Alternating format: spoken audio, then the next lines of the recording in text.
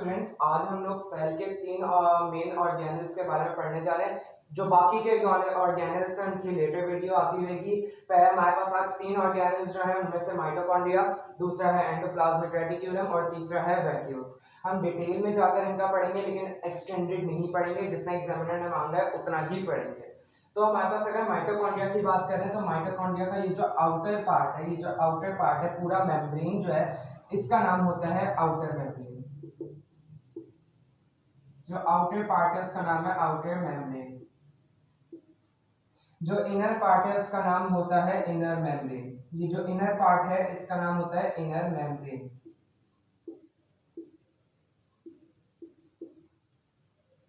Membrane. अब आते हैं इसके फंक्शन के ऊपर। जो मेन बात है, फंक्शन की बात अगर करें तो ये एक सेल है, चलो एनिमल सेल ले लेते हैं, वैसे तो प्लांट सेल में भी होता है, ये एनिमल सेल है।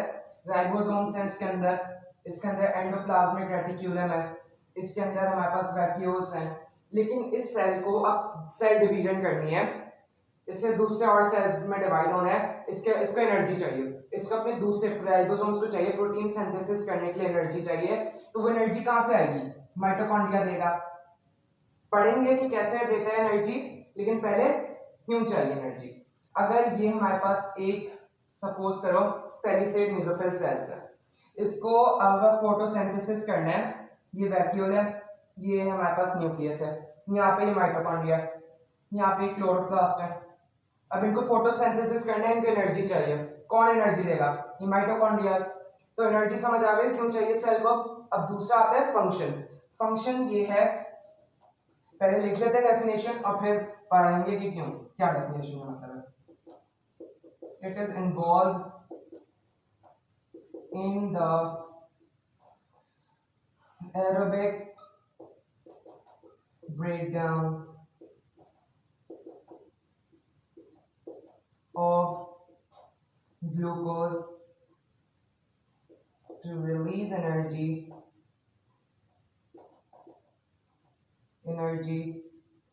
in the process of aerobic respiration। तो इस डेफिनेशन में तीन बातें होनी है टोटल। पहले उस बातों को हाईलाइट कर लेते हैं। पहली बात, it is involve in the aerobic breakdown of glucose. फिर दूसरी बात हमारे पास है टू रिलीज एनर्जी। तीसरी बात है इन the process of aerobic respiration. पहली बात का मतलब है it is involve in the aerobic breakdown of glucose. Aerobic breakdown का क्या मतलब है? वो ब्रेकडाउन जिसके अंदर ऑक्सीजन इस्तेमाल की जा रही हो उसको एरोबिक ब्रेकडाउन कहते हैं। तो ये एरोबिक ब्रेकडाउन के थ्रू ग्लूकोज को तोड़ता है टू रिलीज एनर्जी, ताकि एनर्जी बना सके। इन the process of aerobic respiration, ये जो प्रोसेस है जिसके अंदर वो रिलीज एनर्जी कर रहा है और एरोबिक ब्रेकडाउन कर रहा है, इस प्रोसेस का क्या नाम है? Aerobic respiration. इस प्रोसेस का क्या नाम है? एरोबिक रेस्पिरेशन, जिसके अंदर ग्लूकोज टूट रही है ऑक्सीजन की मदद से और एनर्जी प्रोड्यूस हो रही है। इसको प्रोसेस का नाम है एरोबिक रेस्पिरेशन। अब हम दूसरे ऑर्गेनेल के ऊपर चलें तो दूसरा ऑर्गेनेल है endoplasmic reticulum. Endoplasmic reticulum most schools में नहीं पढ़ाया जाता, लेकिन इसका हमें पता होना चाहिए कि इसका पर्पस क्यों है। पहला हमारे पास ये है ये वाला पार्ट जिसके अंदर ये कोई भी ये ग्रैन्युलर पार्ट नहीं दिख रहा, जो बिल्कुल प्लेन पार्ट है, स्मूथ है। अगर एक रोड है उसके ऊपर स्पीड बम्प है, ये स्मूथ रोड कहलाएगी क्या? नहीं। अगर इसके ऊपर ऑब्स्टिकल्स हैं, स्टोन्स पड़े हैं रोड के ऊपर, तो वो स्मूथ रोड नहीं है, गाड़ी स्मूथली नहीं चल पाएगी, तो ये क्या होती है? रफ रोड कहलाती है। तो इसी तरह इसको भी हम रफ एंडोप्लाज्मिक रेटिक्यूलम कहते हैं, जिसके ऊपर राइबोसोम्स, असल में बता देता हूं कि ये राइबोसोम्स है, ये जो ब्लैक से हुए हैं इनका नाम है राइबोसोम्स, और ये चिपके हुए हैं एंडोप्लाज्मिक रेटिक्यूलम के ऊपर। ये पूरा एंडोप्लाज्मिक रेटिक्यूलम है। एंडोप्लाज्मिक रेटिक्यूलम के अंदर दो और पार्ट्स आते हैं। पहला ये जिसके ऊपर राइबोसोम्स जुड़े हुए हैं, इसका नाम क्या है? रफ एंडोप्लाज्मिक रेटिक्यूलम, ये लिखा हुआ। दूसरा नाम होता है जो साइंटिफिक नेम हम लोग कह रहे हैं डॉक्टरेट के लिए, granular endoplasmic reticulum. Granular endoplasmic reticulum. अब हम लोग अगर कह रहे हैं कि जिस पर नहीं है, स्मूथ है, एक रोड है जिसके ऊपर ना ही स्टोन्स हैं ना ही स्पीड बम्प्स हैं, तो वो क्या कहलाएगी, स्मूथ रोड। तो ये क्या है, smooth endoplasmic reticulum, SER, smooth endoplasmic reticulum. तो इसका नाम होता है ई ग्रेन्युलर एंडोप्लाज्मिक रेटिक्यूलम। अब फर्दर आगे इसका, अगर हम लोग बात करें अब इनकी डेफिनेशन, इनका पर्पस क्या है, तो रफ एंडोप्लाज्मिक रेटिक्यूलम के ऊपर कौन जुड़ा हुआ है, राइबोसोम्स। तो राइबोसोम्स का क्या पर्पस होता है, बचपन से पढ़ा होगा अगर किसी ने, तो ये रफ एंडोप्लाज्मिक रेटिक्यूलम का हिस्सा है और ये राइबोसोम्स है। इस राइबोसोम का क्या पर्पस है, तो राइबोसोम्स जो है वो अमाइनो एसिड्स को, it is involve in protein synthesis. ये इस जुमले तक नहीं होता है, नहीं है, इसकी बहुत लंबी कहानी है। प्रोटीन सिंथेसिस कैसे कर रहा है, प्रोटीन किससे बना होता है, amino acids. Amino acid cell के अंदर आ कैसे गए भाई, हमने तो सुना था कि बोटियों के अंदर होती है, रोस्ट के अंदर होते हैं प्रोटीन्स, तो इसके अंदर कैसे आ गया, जब आपने इंटेक किया प्रोटीन तो आपके डाइजेस्टिव सिस्टम में प्रोटीन पहले ब्रेक होता है और उससे रिलीज होता है अमाइनो एसिड्स। वो अमाइनो एसिड्स एक मॉलिक्यूल्स होते हैं, अगर तुम लोग नाम जानना चाहो तो जान लो, वरना जानने की जरूरत नहीं है। ट्रांसफर आरएनए होता है, टीआरएनए कहलाता है शॉर्ट फॉर्म में। वो लेकर आता है अमाइनो एसिड्स को सेल तक, और फिर सेल में जो साइटोप्लाज्म होता है वो डिलीवर करता है इसको रफ एंडोप्लाज्मिक रेटिक्यूलम पर, जहां पर राइबोसोम्स उस अमाइनो एसिड्स को आपस में जोड़कर और इस प्रोसेस को प्रोटीन सिंथेसिस करते हैं। इस काम को कौन करता है, रफ एंडोप्लाज्मिक रेटिक्यूलम करता है, राइबोसोम्स करते हैं। राइबोसोम की आ जाए, रफ एंडोप्लाज्मिक की डेफिनेशन आ जाए, यही लिखनी होगी। अब आते हैं स्मूथ एंडोप्लाज्मिक रेटिक्यूलम। फारिग नहीं होता सेल के अंदर, कोई सा भी ऑर्गेनेल हो जाए फारिग नहीं होगा। इसका भी कोई पर्पस है, इसका पर्पस है कैल्शियम स्टोरेज। तुम्हारे सेल में ज्यादा कैल्शियम आ गया, कैल्शियम वैक्यूल में नहीं स्टोर होगा, एनिमल सेल्स में वैक्यूल में बहुत सारी चीजें स्टोर होती हैं, ये नहीं होगा। ये कहां स्टोर होता है, स्मूथ एंडोप्लाज्मिक रेटिक्यूलम। दूसरा पर्पस, लिपिड सिंथेसिस। लिपिड कौन बना रहा है, स्मूथ एंडोप्लाज्मिक रेटिक्यूलम बना रहा है। कोलेस्ट्रॉल सिंथेसिस, अगर कोलेस्ट्रॉल सिंथेसिस में बहुत अंदर तक चलेगा तो ये वीडियो बहुत लंबी हो जाएगी, तो सिर्फ इसको बात तक ही रखते हैं, कोलेस्ट्रॉल सिंथेसिस और लिपिड सिंथेसिस। मुश्किल है कि एग्जामिनर ये बात पूछे, लेकिन एटलीस्ट अगर आ गया तो थ्योरी के पेपर में आएगा, तो कम से कम ये दो, ये वाली तो याद ही रखनी है, उसके साथ ये वाली याद रख लो, क्या ये वाली, ये सब्जेक्टिव है। लिपिड सिंथेसिस, कैल्शियम स्टोरेज और कोलेस्ट्रॉल सिंथेसिस किसका काम है, smooth endoplasmic reticulum. Protein synthesis का नाम है rough endoplasmic reticulum. Rough endoplasmic reticulum कौन सा है, जिसके ऊपर ये स्पॉट्स हैं, जिसके ऊपर कोई स्पॉट्स नहीं है वो कौन सा है, smooth endoplasmic reticulum. Mitochondria, mitochondria की जो बाहर एक दीवार है उसका क्या नाम है, आउटर मेम्ब्रेन। जो इनर पार्ट है उसका क्या नाम है, इनर मेम्ब्रेन। क्या करता है माइटोकॉन्ड्रिया, एरोबिक रिस्पायरेशन के थ्रू एनर्जी बनाता है, बस ये बात याद रख लो। कॉन्सेप्ट क्लियर है, खुद आंसर लिख सकते हो साइंटिफिक नोटेशंस के साथ। Aerobic breakdown of glucose to release energy in the process of aerobic respiration, simple. अब हम आते हैं वैक्यूल्स के ऊपर। जल्दी से, वैक्यूल्स बहुत लंबा टॉपिक है क्योंकि हम लोग उसको कंपैरिजन करके पढ़ेंगे। ज्यादातर स्कूल में टीचर्स कंपैरिजन नहीं करवाती हैं और बच्चे मार्क्स खो देते हैं थ्योरी में, क्योंकि अक्सर और बेशतर ये होता है कि एग्जामिनर आपसे पूछ लेता है डिफरेंसेस और बच्चा टक जाता है। तो डिफरेंसेस की सूरत में पढ़ेंगे वैक्यूल्स। वैक्यूल्स, वैक्यूल्स क्या है, पहले एनिमल सेल का पढ़ लेते हैं, वैक्यूल्स जो एनिमल सेल्स में होते हैं, और फिर पढ़ लेंगे प्लांट सेल के ऊपर। पहले स्ट्रक्चर बना लेते हैं एनिमल सेल का। ये है न्यूक्लियस, यहां पर है वैक्यूल्स, टेढ़े मेढ़े शेप, सही है। क्यों है सेल में वैक्यूल्स, बचपन से पढ़ा है, पानी स्टोर करता है, ऐसा कुछ भी नहीं है, बहुत ज्यादा इसका काम है। पहले पढ़ लेते हैं होते कितने हैं सेल के अंदर, कोई फिक्स काउंट नहीं है, वो सेल के ऊपर है, किस तरह का सेल है वो उसके मुताबिक होगा।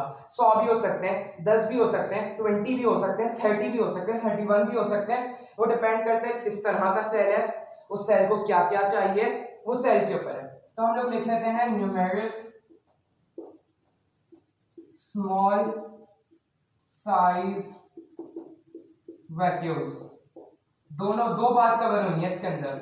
पहली बात कौन सी कवर हुई है कि न्यूमेरिक्स है, बहुत सारे हैं, कितने बड़े हैं, छोटे हैं, छोटे हैं, स्मॉल है, स्मॉल स्मॉल साइज के। अब दूसरे पे आगे चलते हैं।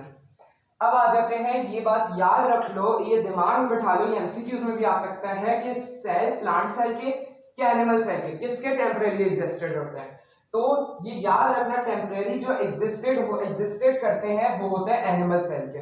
कोई फिक्स काउंटिंग साइंटिस्ट को अभी तक नहीं पता चला कौन सा सेल कितने वैक्यूल कितने अरसे तक लास्ट कर सकता है। हो सकता है 1 हफ्ते कर ले, हो सकता है 1 साल कर ले, हो सकता है 10 साल कर ले, वो सेल के ऊपर है। लेकिन ये परमानेंट एग्जिस्टेड नहीं होते, कभी ना कभी ये ब्रेक डाउन हो जाएगा। ये नहीं कि फट गए सेल के अंदर, ऐसा कुछ नहीं होगा, आहिस्ता आहिस्ता ब्रेक डाउन होता है इनका, और सेल ही वो का जो उसके अंदर चीज होती है वो रिअब्सॉर्ब हो जाती है, या फिर डाइजेस्टिव सिस्टम में चले जाता है, फिर डाइजेस्टिव सिस्टम किडनीज में वो दोबारा एब्जॉर्ब हो जाता है।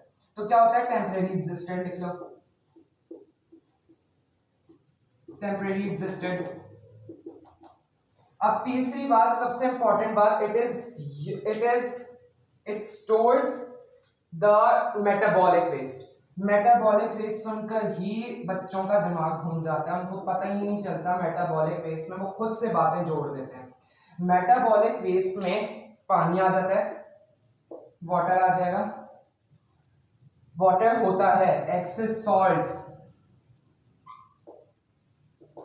एक्सेस सॉल्ट्स यूज आ गए, एक्सेस सॉल्ट्स वाटर। दूसरा टॉक्सिक मटेरियल्स, कोई जहरीली चीज आ गई सेल में, सेल यूज नहीं करने देगा, न्यूक्लियस बोलेगा इसको वैक्यूल में डाल दो। एक्सक्रीटरी वेस्ट भी वैक्यूल में जाता है, लेकिन ये बात नहीं है अभी तक हमारे सिलेबस, हमने एक्सटेंडेड नहीं पढ़ना। Toxic materials, excess salts and water. दूसरी हमारे पास होती है मेटाबॉलिक वेस्ट में, हमारे पास आ जाता है अनवांटेड मटेरियल्स। सेल ने ज्यादा वाली चीजें की बात नहीं हो रही, नहीं चाहिए सेल को, बिना वजह में सेल से ब्लड के थ्रू सेल में आ गया, तो अनवांटेड मटेरियल सब इसमें आ जाएगा। ये लिस्ट नहीं पता होनी चाहिए, सिर्फ मेटाबॉलिक वेस्ट लिख दोगे 1 नंबर मिल जाएगा, एग्जांपल्स देने की जरूरत नहीं है। हमारे पास अगर चौथी चीज की बात करें तो ये स्टोरेज है। जैसे हर शॉपिंग मॉल में एक स्टोरेज यूनिट होता है जहां पर आटा रख देते हैं, एक्स्ट्रा आ गया, गोश्त आ गया ज्यादा, वो एक्स्ट्रा रख देते हैं, तो इसका ये स्टोरेज यूनिट है सेल का। सेल ने ज्यादा फैट बना लिया, सेल ने ज्यादा ऑयल बना लिया, सेल ने ज्यादा प्रोटीन बना लिया, सेल ने ज्यादा कार्बोहाइड्रेट बना लिया, सब स्टोर हो जाएगा वैक्यूल में जाकर, कुछ भी वेस्ट नहीं जाएगा, कुछ बचत करने वाली चीज है ये, इसको बचत करनी है, तो ये क्या कर लेता है, ये स्टोर कर लेता है। अब आ जाते हैं हम लोग प्लांट सेल के वैक्यूल में। प्लांट सेल का वैक्यूल, प्लांट सेल का शेप भी बिल्कुल परफेक्ट रेक्टेंगल बनाना होता है, क्योंकि सेल वॉल वो अगली क्लास में पढ़ेंगे, 3 ऑर्गेनल्स, और ये होता है वैक्यूल। यहाँ पर आ गया न्यूक्लियस, यहाँ पे आ गया माइटोकॉन्ड्रिया, यहाँ पर आ गया राइबोसोम्स, जितने भी स्ट्रक्चर्स हैं, क्लोरोप्लास्ट, व्हाटसोएवर, सेंट्रियोल्स, जो भी होते हैं। अच्छा, अब हम इनके बारे में कैरेक्टरिस्टिक्स पढ़ लेंगे। कैरेक्टर जो इनका हो भाई, इनकी पहला पर्पस इजीएस्ट है, परमानेंट एग्जिस्टेड। परमानेंट एग्जिस्टेड, यहाँ पर था टेम्परेरी एग्जिस्टेड, यहाँ पर क्या आता है, परमानेंट एग्जिस्टेड। मरेंगे तो साथ को सेल के साथ मरेंगे, अकेले नहीं मरेंगे, परमानेंट एग्जिस्टेड है। दूसरी यहाँ पर बात हुई न्यूमेरस स्मॉल साइज वैक्यूल, यहाँ पर कितना दिख रहा है, 1 दिख रहा है, तो मतलब सिर्फ 1 single large shape vacuole, large single vacuole, समझ आ गया। तीसरा यहां पर बात हुई टेम्परेरी एग्जिस्टेड और क्या, स्टोरेज यूनिट है। स्टोरेज यूनिट है, ये भी स्टोर करता है, लेकिन ये किस सूरत में करता है, सेल सेप के थ्रू करता है। इसकी बात और एक्सटेंडेड करके पढ़ते हैं।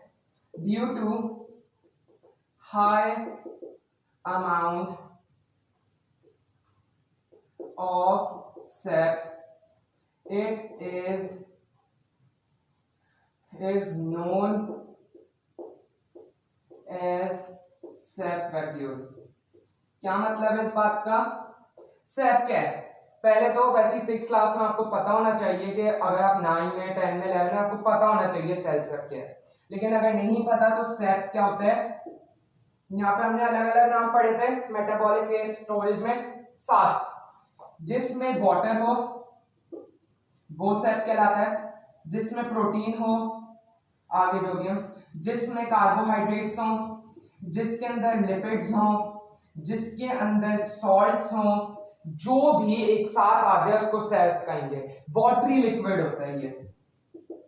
वैक्यूल के अंदर, पूरे वैक्यूल में, ये नहीं कि अलग से पानी रखा है, अलग से सॉल्ट्स रखें, अलग से प्रोटीन्स रखें, सब साथ मिला के रखा है सेप के तौर पर, वाटरी लिक्विड। क्योंकि ये इतना ज्यादा हाई अमाउंट में होता है सेल सेप, तभी इसको सेप वैक्यूल का नाम दे देते हैं। अब हम चौथी बात पढ़ते हैं। चौथी बात में हमारे पास आ जाता है due to high amount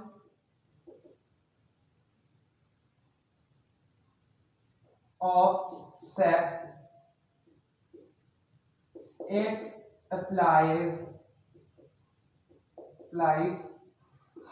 turbine pressure